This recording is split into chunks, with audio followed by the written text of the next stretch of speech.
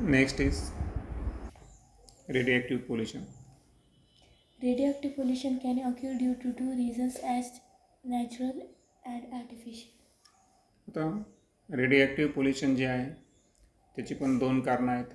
एक आहे नॅचरल आणि दुसरं आहे artificial. UV and IR radiations are natural radiations, whereas X-rays and radiations from atomic energy plants are artificial radiations. तर ultraviolet radiation UV आणि IR infrared radiations. Okay, तर हे दोन्ही कोणते आहेत? नॅचरल रेडिएशन्स आहेत. आणि जे एक्सरे आणि ॲटॉमिक एनर्जी प्लांटमधून निघणारे जे रेडिएशन्स आहेत, ओके, तर यांना कोणते म्हणू आपण? आर्टिफिशियल रेडिएशन्स, ज्याच्यामध्ये युरेनियम वगैरे जे एलिमेंट्स आहेत त्यापासून आपण ॲटॉमिक एनर्जी ऑब्टेन करत असतो. Chernobyl, Windscale and 3 Miles Iceland mishap are the major mishaps of the world till present. आता जगातल्या 3 मोठ्या मिशप्स अर्थातच ज्या मोठ्या दुर्घटना आहे रेडिओॲक्टिव्ह पोल्युशनच्या, तर त्यामध्ये सर्वात प्रथम येतं चेर्नोबिल डिझास्टर्स. आता हे जे चेर्नोबिल डिझास्टर्स आहेत ही ॲक्सिडेंट केव्हा घडलं? 1986मध्ये. आणि ॲक्च्युअल याच्यामध्ये काय झालं की जे रेडिओॲक्टिव्ह रिॲक्टर्स असतात त्याच्यातून एन्व्हायरमेंटमध्ये जवळपास त्या ठिकाणी स्टीमचं एक्सप्लोजन होऊन रेडिओॲक्टिव्ह मटेरियल्स हे बाहेर पडले. आणि युरोप खंडातल्या बऱ्याचशा एरियामध्ये याचा आपल्याला इफेक्ट दिसून येतो त्या रेडिओॲक्टिव्ह पोल्युशनचा. ही एक फार मोठी दुर्घटना आहे. त्यानंतर सेकंड मिशअप आहे वाइंडस्केल. आता वाइंडस्केल फायर जी आहे ही 1927ची घटना आहे की जी सर्वात वाईट अशी न्यूक्लिअर घटना आहे समजा असं मानलं जातं. आणि ही स्पेशली युनायटेड किंगडम म्हणजे इंग्लंडमध्ये घडलेली आहे.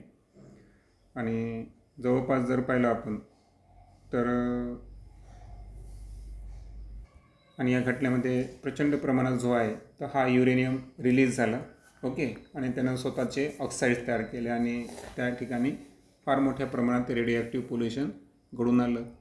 आणि त्यानंतर जे 3 माईल आयसलँड ॲक्सिडेंट आहे तर याच्यामध्ये सुद्धा न्यूक्लिअर पोल्युशन झालेलं आहे. आणि ही घटना 1979मध्ये घडली आहे. तर याच्यामध्ये काय झालं की जे रेडिओॲक्टिव्ह गॅसेस आणि रेडिओॲक्टिव्ह आयोडीन होता हा प्रचंड प्रमाणामध्ये वातावरणामध्ये पसरला आणि मोठ्या प्रमाणात जे आहे ते रेडिओॲक्टिव्ह पोल्युशन घडलं. तर अशा प्रकारच्या ह्या 3 मेजर मिशप्स आहेत. Thousands of people have been affected for long term due to these accidents. आणि या घटनेचा परिणाम असा झाला की हजारो लोक जे आहे तर हे अतिशय जास्त कालावधीसाठी त्यामुळे ते त्यांच्यावर परिणाम झाला. म्हणजे ते रेडिओॲक्टिव्हच्या संपर्कात असल्यामुळं त्यांना तशा पद्धतीचे डिसीज झाले. Some of the effects of radiations are as follows. मग आता नेमके रेडिओॲक्टिव्ह जे पोल्युशनमधून जे रेडिएशन्स बाहेर पडतात तर त्याचे ॲक्च्युअल परिणाम काय आहेत? काय ॲक्च्युअल कोणते आजार होतात? Cancerous ulceration. ulceration occurs due to higher radiations of X-rays. आता आपण वरती एक आर्टिफिशियल रेडिएशन पाहिला होता एक्सरे. ओके, तर याच्या हायर रेडिएशनमुळं कॅन्सरेशियस अल्सरेशन म्हणजे अशा प्रकारचे अल्सर होतात की ते मे बी कॅन्सरमध्ये त्यांचं रूपांतर होऊ शकतं. Tissue in the body are destroyed. त्यानंतर जे रेडिएशन्स आहेत तर याच्यामुळं आपल्या बॉडीचे काही टिश्यू हे नष्ट होऊ शकतात. Genetic changes occur. आणि काही व्यक्तींमध्ये रेडिएशन्सच्या परिणामामुळं जेनेटिक चेंजेससुद्धा घडून येतात. Vision is adversely affected. आणि जी दृष्टी आहे, ओके, नजर, तर त्याच्यावरसुद्धा ॲडव्हर्सली अफेक्ट म्हणजे खूप म्हणजे असा वाईट परिणाम होऊ शकतो. त्यानंतर आहे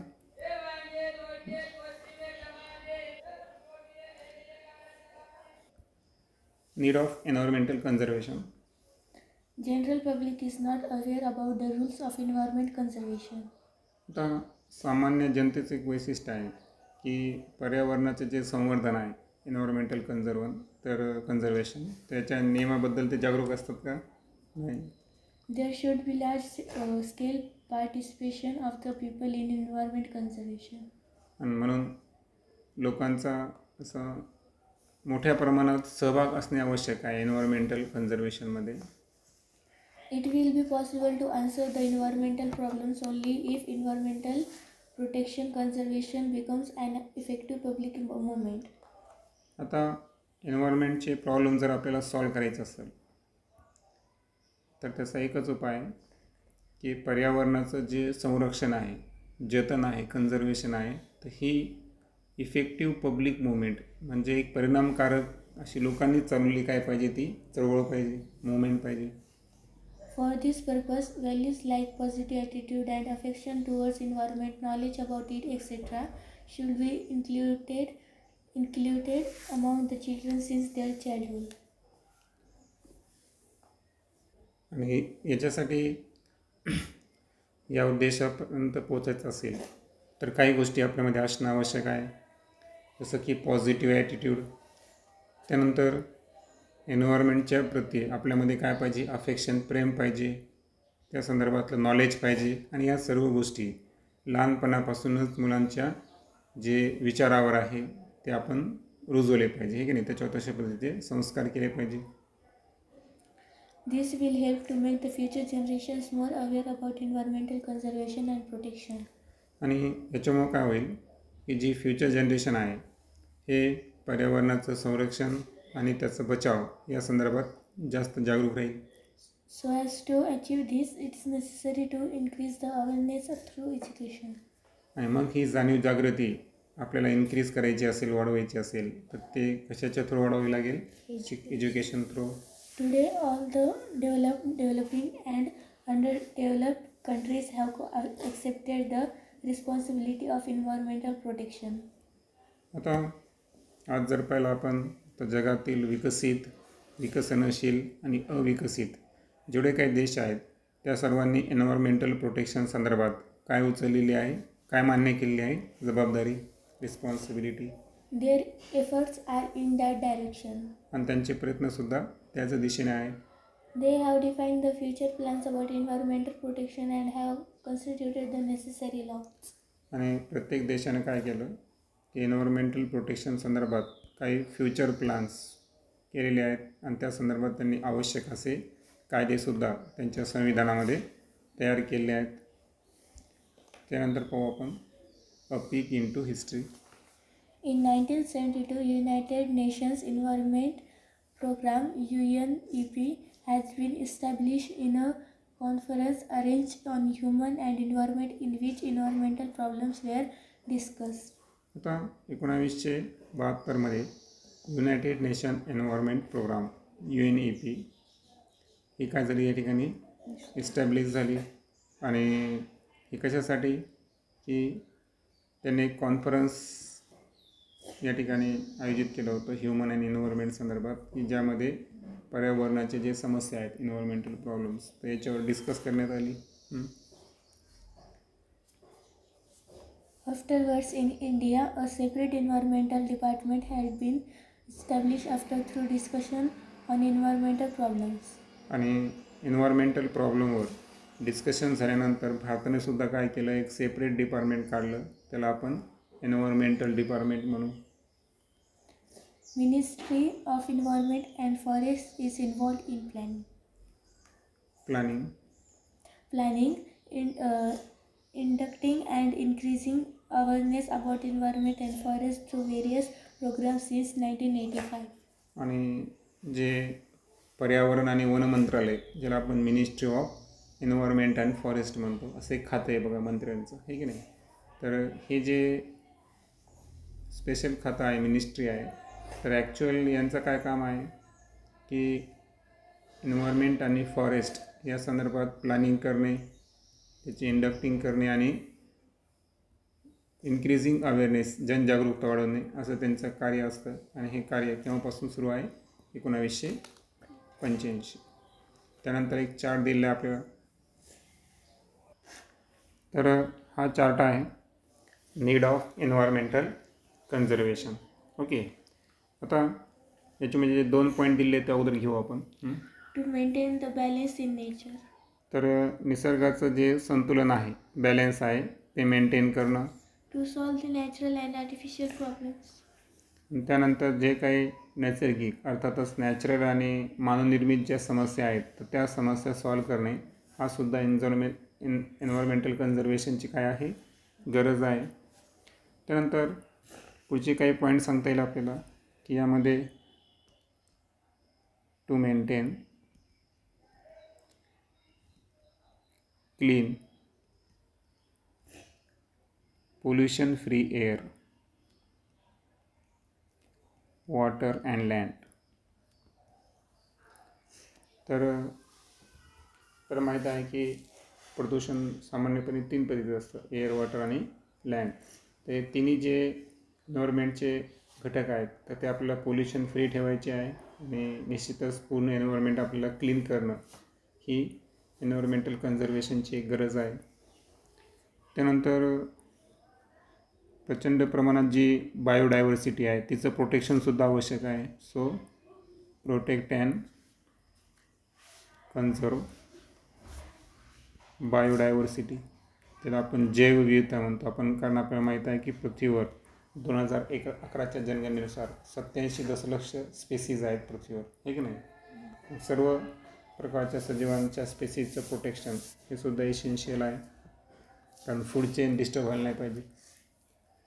त्यानंतर पुढचं सांगता येईल की जे नैसर्गिक साधनसंपत्ती आहे ज्याला आपण नॅचरल रिसोर्स म्हणतो तर याचीसुद्धा काय व्हायला पाहिजे, कन्झर्वेशन व्हायला पाहिजे. कारण एन्व्हायरमेंटचं कन्झर्वेशन करायचं असेल तर नैसर्गिक साधनसंपत्तीचं कन्झर्वेशनसुद्धा तितकंच महत्त्वाचं आहे. आणि सर्वात महत्त्वाचं की आपल्याला जी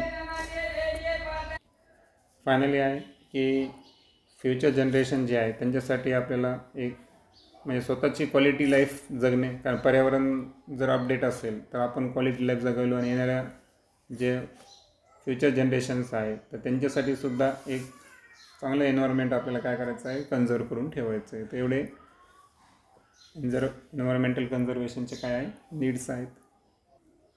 त्यानंतर आहे environmental conservation our social responsibility. Since existence of human, there is interrelationship between human and environment. आता जेव्हापासून मानवाचं अस्तित्व आहे तेव्हापासूनच मानवाचं कोणासोबत रिलेशनशिप आहे, पर्यावरणासोबत. Humans stepped on the earth long after formation of earth. आणि सुरुवातीला पृथ्वीचं फॉर्मेशन झालं आणि त्याच्या खूप काळानंतर ह्युमन जे आहेत तर यांचं फॉर्मेशन झालं हे आपण इव्होल्युशनमध्ये पाहिलं आहे. On the earth, human being proved its superiority as compared to other animals with the help of characters like intelligence, memory, imaginary ability, etc. तर इंटेलिजन्स, बुद्धिमत्ता असेल, मेमरी, ओके. त्याच्यानंतर इमॅजिनरी ॲबिलिटी, जे काल्पनिक आहे ना, म्हणजे माणूस कल्पना करतो आणि काही गोष्टी करून दाखवतो. ही जी माणसामध्ये असणारं जे टॅलेंट, त्याला इंटेलिजन्स म्हणून, बुद्धिमत्ता, याच्या बळावर त्यानं काय केलं की सर्व ॲनिमलपेक्षा तो कसा आहे, थोडासा सुपिरियर आहे. Human established domination over the nature. आणि याच रिझनमुळं ज्या निसर्ग आहे तर या निसर्गाला आपण काय केलं, डॉमिनेट केलं. Okay. Human utilize all the natural resources as much as possible. आणि जितकं जास्त शक्य आहे तितका आपण नॅचरल रिसोर्सचा वापर करत गेलो. In an attempt to live a satisfactory life, human kept on snatching from the nature as much as possible, and this led to increase in problems. आणि स्वतःचं जीवन सॅटिस्फॅक्टरी करण्यासाठी आपण निसर्गाला काय केलं, या ठिकाणी स्नॅचिंग केली, म्हणजे जसं की चोरी करणं, आहे की नाही. तर निसर्गाच्या गोष्टी लुटत राहिलो आपण, बरोबर. आणि त्याच्यामुळे प्रॉब्लेम्स वाढत गेले.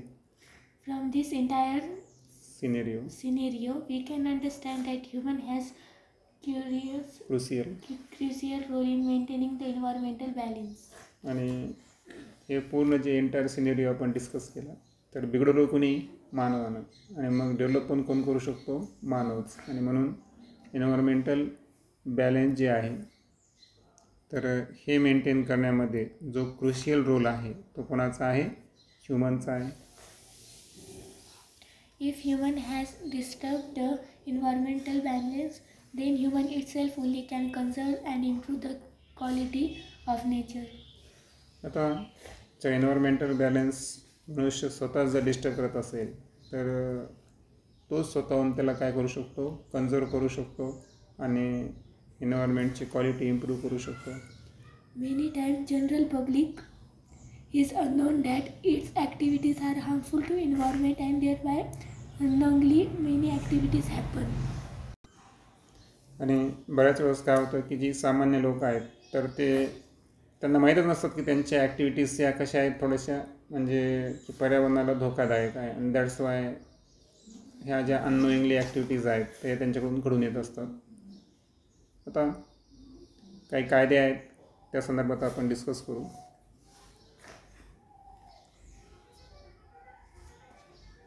पहिला आहे laws enacted about environmental conservation. तर यामध्ये पहिला आहे forest conservation act 1980. The land reserved for forest conservation has been prohibited to use for any other purpose by this law.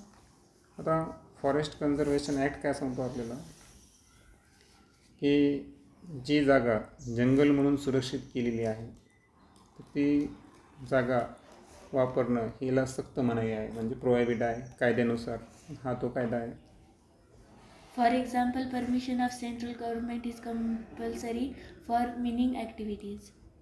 उदाहरण सांगायचं असेल तर खाणकाम करायचं असेल तर सेंट्रल गव्हर्नमेंटची काय घेणं, परवानगी घेणं हे कंपल्सरी आहे. Any person who disobeys this law is entitled to imprisonment for 15 days. आणि या कायद्याचं उल्लंघन करणारा जो व्यक्ती आहे तर त्याला 15 दिवसापर्यंत कारावास होऊ शकतो. त्यानंतर आहे environmental protection act 1986. Purpose of this act is to control the pollution and punish the person or institutes harming the environment. तर या कायद्याचा मुख्य उद्देश आहे पोल्युशनला कंट्रोल करणे आणि ज्या व्यक्ती एन्व्हायरमेंटला धोका पोहोचवतात तर त्यांना शिक्षा देणे. Any person or factory is prohibited by this act from releasing the pollutants in atmosphere beyond the permissible limit. आणि कोणतीही व्यक्ती किंवा एखादा कारखाना असेल तर तुम्हाला माहिती आहे का की ॲटमॉस्फिअरमध्ये पोल्युटंट जे जातात तर त्याची एक लिमिट असते. प्रत्येक कंपन्यांना एक रूल दिलेला असतो की याच्या परमिसिबल लिमिटच्या बाहेर प्रदूषण व्हायला नाही पाहिजे. आणि ते जर ॲक्ट या ठिकाणी मोडत असेल तर त्याला शिक्षा किंवा पनिशमेंट होऊ शकते. The person breaching this rule is entitled for either 5 years imprisonment or fine up to ₹1 lakh. तर 1 लाखापर्यंत शिक्षा किंवा 5 वर्षापर्यंत कारावास असं या कायद्यानुसार आहे. National Green Tribunal has been established in 2010 for effective implementation of environment related laws. आणि हे जे एन्व्हायरमेंटल लॉज आहेत तर त्याची प्रभावी अंमलबजावणी करण्यासाठी 2010 पासून एक संस्था कार्य करते. ती कोणती आहे? National green tribunal. आता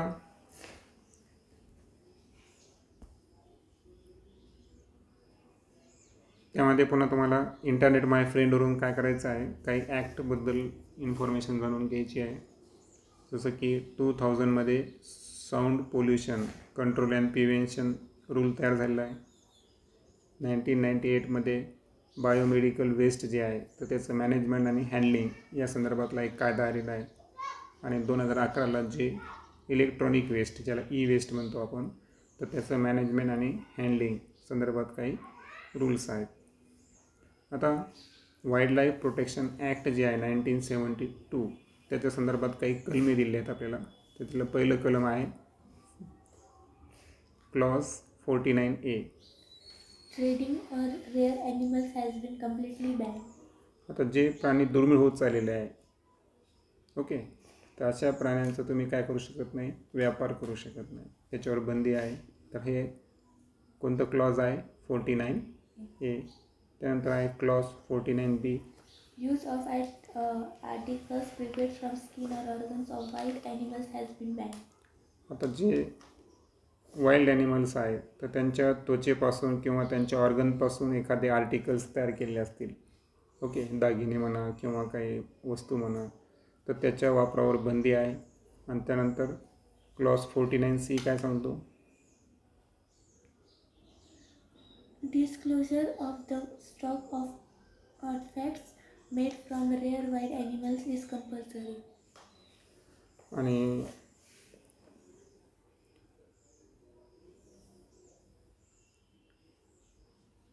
ज्या दुर्मिळ असे वाईल्ड ॲनिमल्स आहेत, ओके, तर यांच्यापासून बनवलेले जेवढे काही साहित्य आहे, ओके, आर्टफॅक्ट्सचं स्टॉक असेल ते पूर्णपणे काय केलं आहे, डिस्क्लोजर आहे आणि कंपल्सरी केलेलं आहे कलम 49C नुसार.